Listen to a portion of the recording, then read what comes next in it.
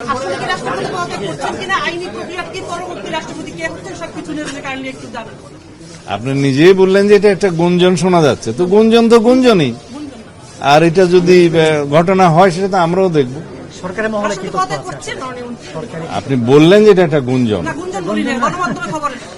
গণমাধ্যমে আসছে, তো হতে পারে আপনারা রাষ্ট্রপতিকে জিজ্ঞেস করতে পারেন। না, মানে হচ্ছে একটু কাইন্ডলি যদি বলেন প্রক্রিয়াটা কি আসলে।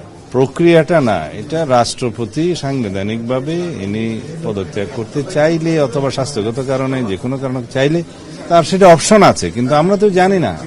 সরকারের পদক্ষেপটা কি এক্ষেত্রে? সরকারের কোনো পদক্ষেপ নাই এখানে, ওনার সময়সীমা 28 সাল এপ্রিল পর্যন্ত হবে। সেটা তো সরকারের পক্ষ থেকে তো আর কিছু বলা হচ্ছে না। আবার আপনারা পত্রিকায় দেখছেন যে গুঞ্জন শোনা যাচ্ছে ইত্যাদি, আমিও শুনছি। উনি কি স্বাস্থ্যগত কারণে আসলে পদত্যাগ চেয়েছেন? সেটা ওনাকে জিজ্ঞেস করতে হবে। সরকারের তথ্য আছে